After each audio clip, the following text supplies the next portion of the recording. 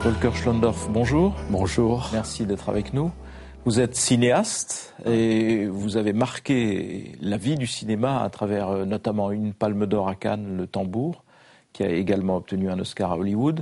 Et vous êtes un cinéaste particulier parce que vous aimez bien vous servir de la littérature et être au carrefour de la littérature et du cinéma. Vous avez d'ailleurs adapté beaucoup de grands auteurs, notamment évidemment Proust, avec Un amour de Swann. Et là, vous revenez dans l'actualité parce que Arte va diffuser le 17 avril prochain un film qui est inédit en France et qui s'appelle Le 9e jour et dont nous allons parler parce qu'à la fois il est disponible en DVD et il va être diffusé sur Arte et il relate un épisode totalement inconnu de la Deuxième Guerre mondiale et qui est la mise en croix d'un certain nombre de prêtres. Donc vous allez nous en parler. Il y a également vos mémoires qui sont en librairie, Tambour battant, qui sont édités chez Flammarion. Alors tout ça va nous... Titre s'impose dans ce cas. Voilà, donc, qui va nourrir un petit peu notre discussion. On va peut-être commencer par ce film inédit. Oui. D'abord, pourquoi est-il inédit et quel est le sujet? Alors les aléas de la distribution, on ne sait pas. Parce qu'il est sorti en Amérique, en Espagne, en Pologne, dans d'autres pays. Et je crois que c'est un de mes meilleurs, donc je suis très content que qu'on le voit. En fait. Et c'est un film pratiquement, je veux dire, fait pour la France ou presque français. C'est un film luxembourgeois. C'est sur le Luxembourg, et parce qu'au Luxembourg, comme en France, en Belgique et en Pologne et même en Allemagne, il y a eu des partis de l'Église qui se sont opposés à Hitler et qui n'ont pas suivi le concordat avec Pie XII et qui ont fait la résistance. Et tous ces curés sont négligemment, on les a mis dans un camp à Dachau, dans un bloc séparé qui était le bloc des curés, des Pfarrerblock. Et là m'est tombé entre les mains le journal d'un Jean Bernard, prêtre du Luxembourg, qui dès août 1945, à peine libéré, a tenu son journal, où il décrit vraiment au quotidien la vie d'un prêtre dans un camp, et notamment un incident absolument incroyable, c'est qu'on lui donne une perme, 8 jours de vacances. Donc le 9e jour, il va retourner au camp. À moins qu'il ne reste au Luxembourg pour collaborer avec les nazis, c'est-à-dire pour faire rentrer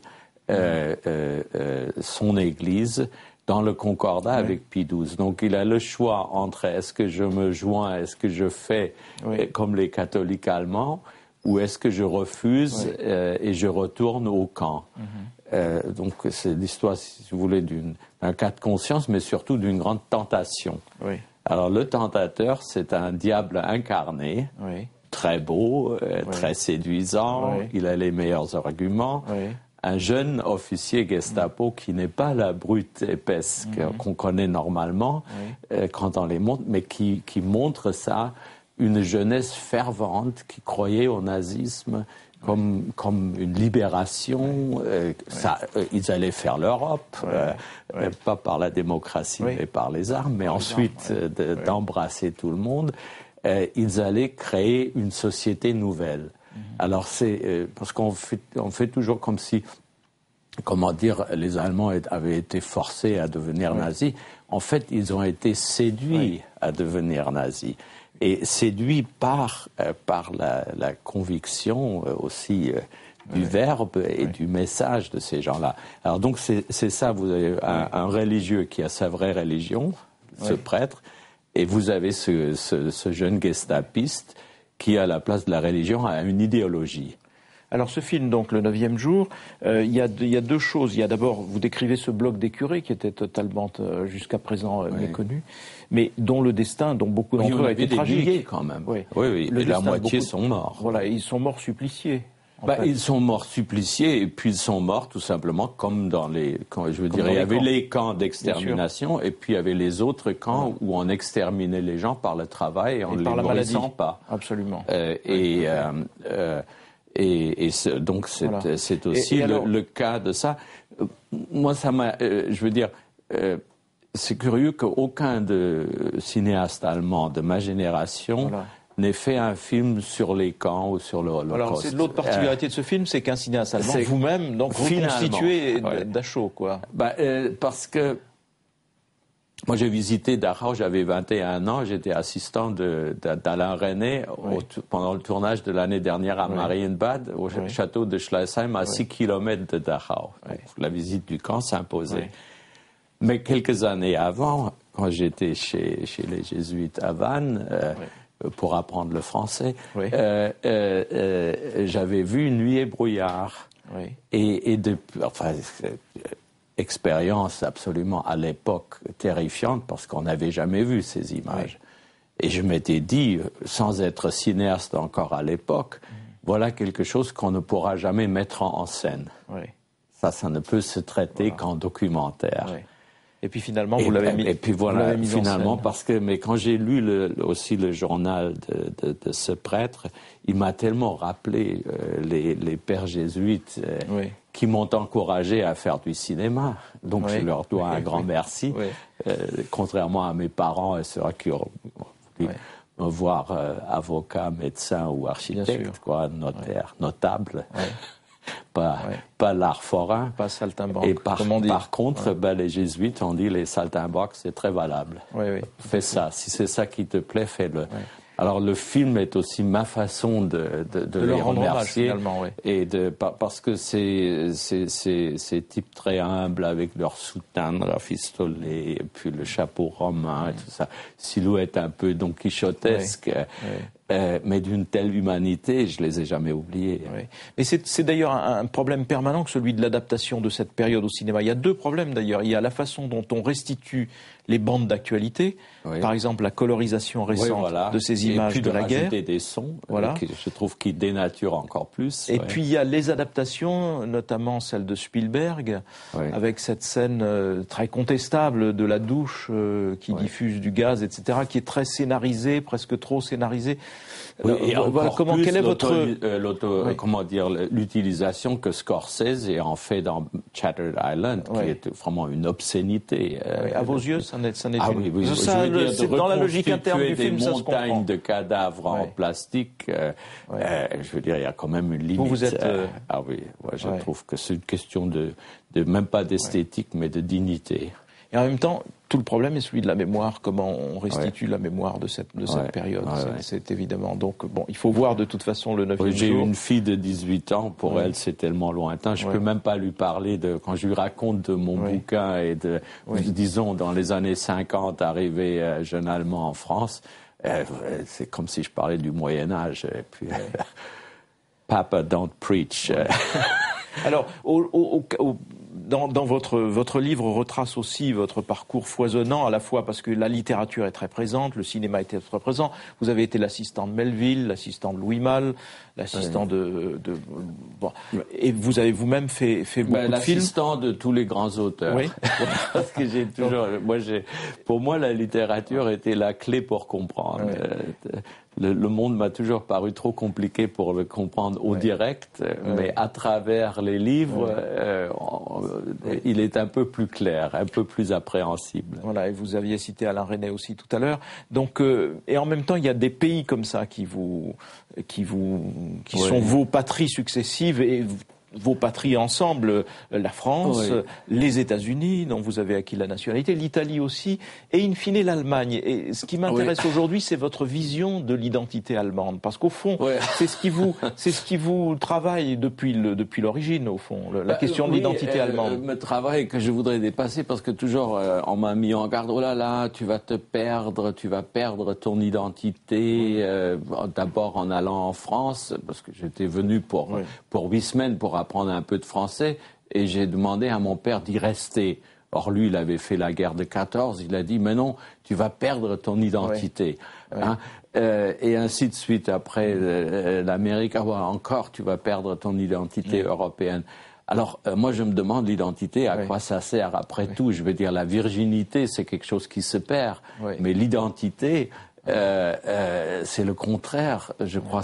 Je veux dire, on l'acquiert peu à peu. En tout cas, aujourd'hui, j'ai l'impression d'être moi-même. Mais alors, L'identité allemande, c'est la première à laquelle j'ai voulu échapper, parce qu'en voyant Nuit et brouillard, j'ai voulu être tout sauf allemand.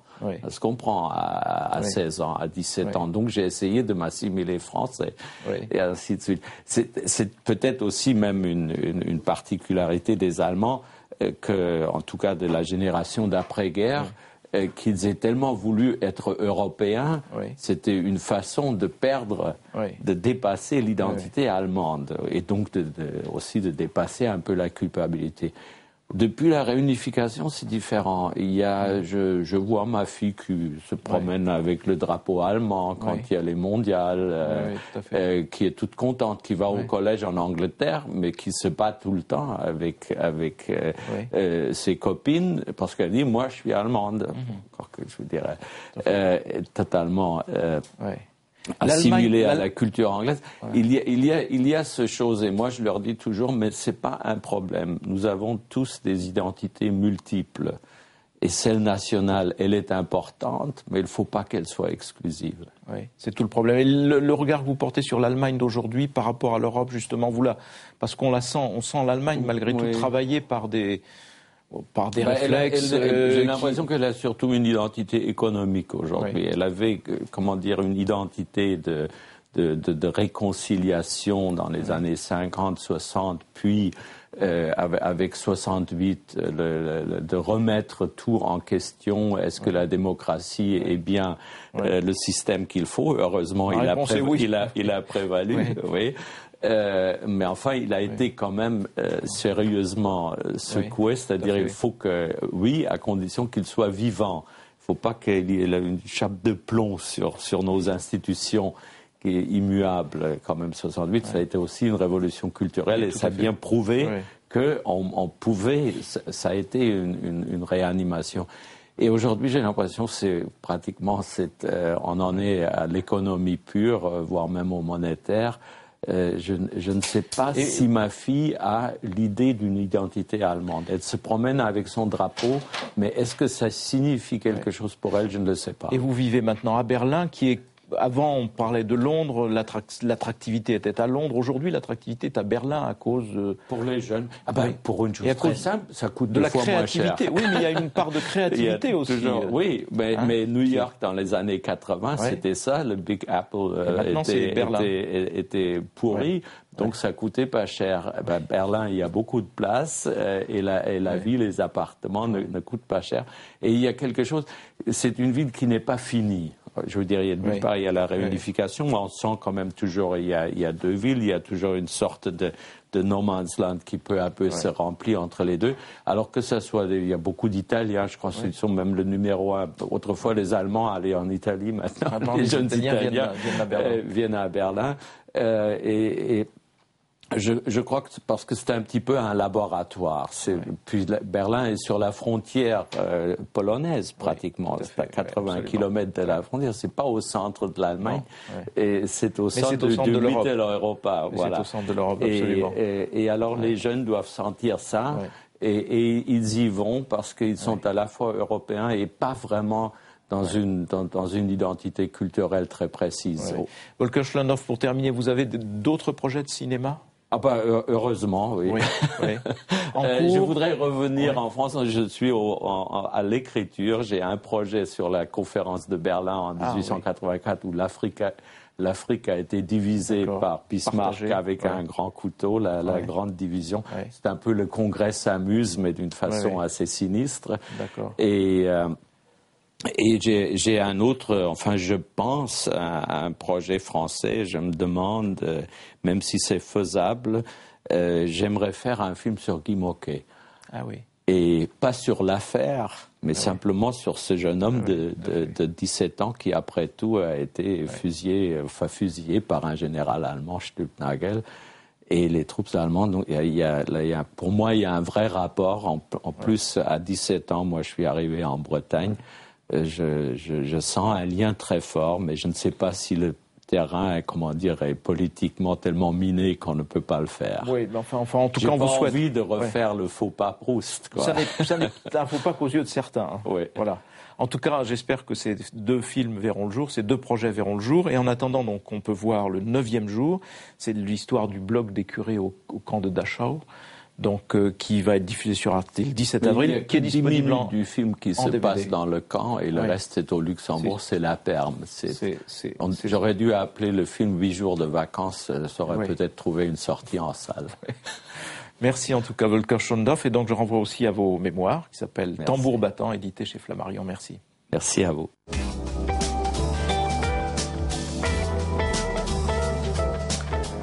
Georges Semprin, bonjour, merci d'être avec nous.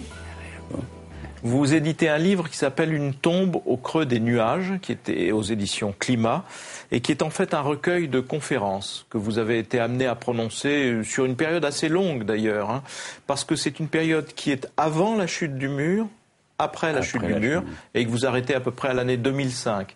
Et donc c'est une façon pour nous de revivre l'histoire à travers la perception que on pouvait en avoir, et de voir à quel point d'ailleurs ça tient la route, parce que ces chroniques sont tout à fait exceptionnelles, ces conférences sont exceptionnelles. Je voudrais m'arrêter un peu plus sur l'Allemagne et sur votre regard sur l'Allemagne, parce qu'après tout c'est quand même au cœur du sujet, et notamment sur une des conférences que vous faites à Weimar, qui s'appelle Mère blafarde, tendre sœur, qui est une formule qui exprime un petit peu votre regard sur l'Allemagne. Weimar, c'est intéressant parce que c'est la démocratie, et puis en face, il y a Buchenwald. Et alors, donc, je voudrais commencer par ça. Dans cette conférence, vous dites un moment, on me demande souvent si je suis espagnol ou français. Vous êtes né à Madrid, on vous connaît en France, vous êtes français aussi. Ouais, tout à fait, oui. Et vous dites, ni l'un ni l'autre, je suis avant tout un rescapé de Buchenwald. Oui. Ce texte tourne, explique un peu une pièce de théâtre que j'ai écrite. Pour le théâtre, je n'ai jamais écrit que sur commande, c'est comme ça. Mais c'était Gruber, le metteur en scène, qui a beaucoup travaillé en France, qui était connu, qui m'a demandé un texte. Il avait lu l'écriture de la vie, il voulait un texte dramatique sur l'Allemagne. Et la première partie du titre, Mère blafarde, c'est tiré d'un poème de Brecht, n'est-ce pas? Bleiche Mutter. Et j'ai rajouté tendre sœur en pensant d'ailleurs à quelqu'un de concret, d'historique, de réel, une comédienne qui s'appelait Carole Anner, qui, son destin, on n'a pas le temps de parler de son destin parce qu'il est extraordinaire, une des plus belles et plus grandes comédiennes allemandes, qui est de gauche, qui s'exile en 1933 après la prise de pouvoir, qui est déçue de la nationalité allemande par Hitler, et qui, en exil, va de Prague à Moscou. Son compagnon de l'époque est communiste. Elle est prise, et lui aussi, dans les purges staliniennes des années 30. Et elle disparaît dans le goulag pendant des années. Et c'est un personnage qui incarne le destin de l'Allemagne, pour le moment, d'une certaine façon, et qu'on peut appeler tendre sœur parce qu'elle était belle, charmante, blonde, enfin comme une vraie sœur. Oui, absolument. Le destin de l'Allemagne, donc d'un totalitarisme à l'autre. La traduction allemande, mère blafarde et tendre sœur. Même si vous distinguez parfaitement les deux totalitarismes, et puis ça c'est aussi une part de votre histoire. Vous-même avez été communiste, membre du Parti communiste clandestin espagnol, puis socialiste. Vous avez été ministre de Felipe González, qui reste quand même comme à la fois le ministre de la Renaissance espagnole, le gouvernement de la Renaissance espagnole, et celui de son ancrage européen. Voilà. Et donc, votre regard aujourd'hui sur l'Allemagne, parce que l'Europe s'est construite. À l'époque, vous expliquez très bien d'ailleurs quel sens historique cela peut avoir. Comment vous regardez hier et aujourd'hui de ce point de vue ? Aujourd'hui, nous sommes dans une période évidente de crise grave de l'Europe. Il y a une involution qui est due à mon avis, à un certain nombre de facteurs qui coïncident, y compris des facteurs, disons, générationnels, pas, et la disparition de la génération des grands leaders européens, français, allemands, espagnols. Il n'y a plus de Felipe González, il n'y a plus de Mitterrand, il n'y a plus de Helmut Schmidt et de Kohl du côté allemand, il n'y a plus. Il y a peut-être, mais ils sont pas au pouvoir. Cachés. Pour le moment, ils sont cachés. Ils sont cachés, ils ne sont pas au pouvoir. Au pouvoir, c'est plutôt l'Europe conçue comme une prolongation ou de la France ou de l'Allemagne, etc. une grande Allemagne, une grande France, etc. Et les idées, cette crise est forte et à mon avis, il faudrait retrouver un élan en expliquant, mais qui explique la politique européenne aux électeurs des régionales, des municipales ou même des législatives. Ils sont très rares en Europe, ceux qui l'expliquent ça. Expliquer que si on a construit l'Europe sur des buts très précis, contre le passé nazi, fasciste, et contre le présent, l'imminence du danger totalitaire stalinien, aujourd'hui, il faut continuer à la construire pour intégrer dans cette Europe tous ces pays de l'Est. Nous sommes 27 pays. 27 pays, c'est un peu un amas, un amalgame, un amoncellement de pays unis par un certain nombre de choses réelles, et il faut donner une âme à tout ça. Et l'âme, c'est vraiment intégrer de la Roumanie à la Hongrie, et de tous ces nouveaux pays, les intégrer, pas seulement du point de vue, disons, économique, c'est très important, l'union monétaire, etc., mais intégrer, faire que la zone de libre circulation des idées, des hommes, tout ça, ne soit pas seulement Schengen, soit ouverte à tous ces pays-là. Ça, c'est un idéal qu'on pourrait proposer aux jeunes, on ne le propose pas. On propose pas d'idéal, on propose des discussions sur les taux d'intérêt. Alors l'Allemagne dans ça aujourd'hui, évidemment, est dans une période qu'on peut estimer critique sa façon de négocier l'aide à la Grèce, sa façon de négocier les intérêts allemands par-dessus tout, etc. C'est vrai. Mais quand on pense à ça, il faut quand même penser aux efforts qu'a fait l'Allemagne dans le passé. Il ne faut pas oublier qu'il y a quand même un ancrage européen démocratique de l'Allemagne en Europe qui est nouveau depuis un siècle et demi. L'Allemagne n'avait pas été un pays ancré en Europe et ancré dans la démocratie. Il l'est maintenant. D'ailleurs, à travers ce livre, vous vous promenez comme ça, à la fois vous nous promenez beaucoup dans la culture allemande d'ailleurs, et puis dans des périodes clés de notre histoire, parce que vous faites souvent référence en effet à Weimar, et puis évidemment référence à la période nazie dont vous avez été vous aussi victime, puisque vous avez été interné à Buchenwald. Ça revient régulièrement et beaucoup dans vos récits. Avant vous, nous avions Volker Schlöndorff, qui a réalisé un film sur un autre camp qui est Dachau, et qui lui dit il faut pas oublier qu'une bonne part de la jeunesse allemande de l'époque, donc, avait été convertie, il y avait une espèce de ferveur pro-nazie dans une part de la jeunesse. Vous dites plutôt, vous regardez plutôt le fait que les Allemands ont compté parmi les premières victimes du nazisme. Oui. Comment réconcilier les deux? La différence, c'est que lui, Volker est allemand. Oui. Et que donc, en bon allemand démocrate, il fait d'abord l'autocritique de son passé. Autocritique, enfin, la critique de son propre pays. Normalement, je le ferais si j'étais convoqué pour invité à parler de l'Espagne, je ferais la critique de l'Espagne franquiste brutalement, avant le... Et moi, je ne suis pas allemand, donc je peux avoir un point de vue un peu différent. Peut-être que je suis, comme disent parfois des amis allemands, tu es plus pro-germanique que nous-mêmes. Oui, parce que mon point de vue n'est pas le même. Je ne suis pas victime directe. Moi, je trouve que c'est une chose qui choque parfois même des amis allemands. Quand je leur dis, et je le pense profondément, que la première victime, c'est le peuple allemand. La première victime. Même, je ne parle pas seulement des victimes dans les camps, les opposants qui ont été internés dans les camps, qui ont été torturés. Communistes, socialistes, catholiques, démocrates, etc. Puis après, évidemment, les juifs allemands. Je ne parle pas seulement, je parle que même ceux qui ont été, pendant une période plus ou moins longue, admirateurs, fervents, ou même simplement passivement suivistes du régime, fiers des autoroutes, fiers des voitures, les voitures populaires, fiers de tout ça, même ceux-là sont des victimes. Sont des victimes au sens profond, philosophique, métaphysique du terme. Pas des victimes peut-être dans la vie quotidienne, mais des victimes parce que le régime de Hitler a perverti le peuple allemand profondément. Lui a fait accepter, par exemple, l'extermination du peuple juif. Il y a des résistances partielles, très peu significatives, mais c'est accepté. Peut-être par fatalisme, par passivité, mais ça a été accepté. Donc, la victime au sens profond du terme, pas au sens matériel, c'est le peuple allemand, la première victime. Oui. Il y a des pages dans ce livre très bouleversantes sur les camps. D'ailleurs, d'où est tiré le titre, hein, puisque la tombe au creux des nuages, c'est la tombe des gens qui ont été brûlés. C'est un poème de Paul Celan, lui, qui est pour moi un poète, un grand poète, et qu'en plus, il est juif roumain. Oui. Il a commencé à écrire en roumain, et puis il finit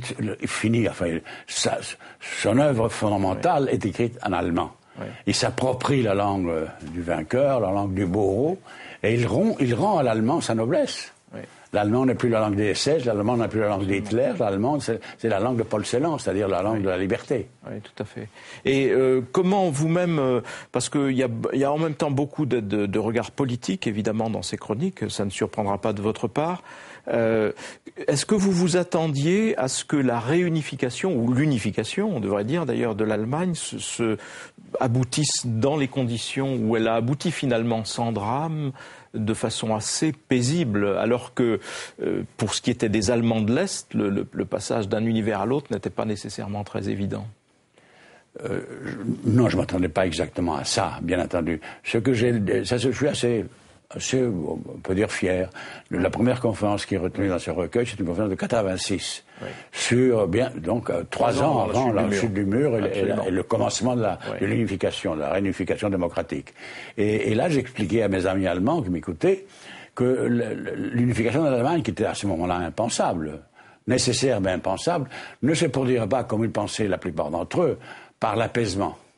C'est-à-dire par des concessions pacifiques et des négociations, des compromis avec l'Union soviétique. Que la réunification ne pourrait se faire que comme une étape de plus dans la victoire de la démocratie. Comment ça allait se produire, comment ça pouvait se produire, mais le postulat était celui-là. Oui. Évidemment, moi je ne peux pas prévoir Gorbatchev et le rôle qu'il a joué en donnant l'ordre de ne pas tirer sur la foule allemande, mais à mon avis, le chemin de l'apaisement, c'est-à-dire de la paix à tout prix pour avoir une espèce de consensus, on neutralise l'Allemagne, on permet qu'il y ait un État unique, etc. Toutes ces thèses, vous savez qu'on a à un moment donné, je trouvais que ça c'était faux.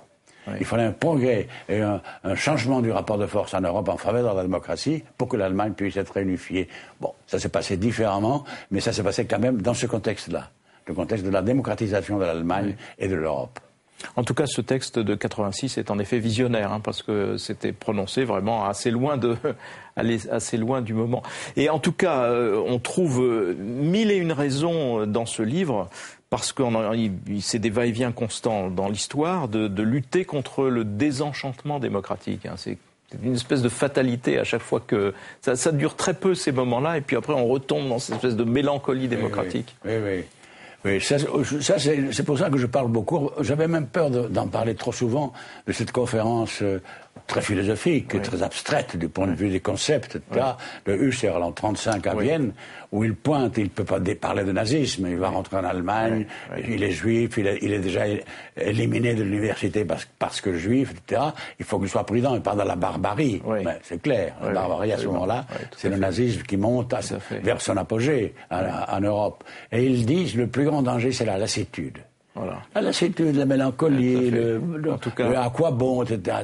Parce que je trouve qu'il y a toujours, aujourd'hui, même s'il n'y a pas les raisons du départ, il y a toujours une raison formidable pour donner de l'élan et de l'âme à la construction européenne. Merci en tout cas Georges Semprin, parce qu'on trouve en effet toutes les bonnes raisons de faire face à cette lassitude ou d'écarter cette lassitude. Merci beaucoup. Donc je rappelle que c'est Une tombe au creux des nuages, que vous éditez aux éditions Climat. Pour celles et ceux d'entre vous qui souhaitent retrouver Volker Schlöndorff et Georges Semprin, rendez-vous à tout moment sur publicsena.fr. Merci.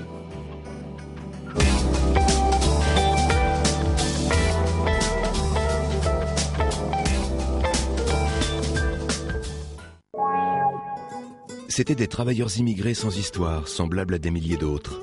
Pendant des années, ils ont vécu dans un hôtel meublé à Belleville, loin de leur famille restée au bled. La société qui est propriétaire de cet immeuble demande au tribunal d'ordonner l'expulsion de tous les occupants de l'immeuble. La ville n'est pas facile pour tout le monde. Moi, je suis pas content. Ce documentaire raconte leur combat pour sauver leur immeuble, leur logement, leur dignité. Je suis dans l'oubli d'Agnès Poirier, un documentaire émouvant sur les hommes qui ont refusé de choisir entre deux pays. Dimanche à 9h sur Public Sénat.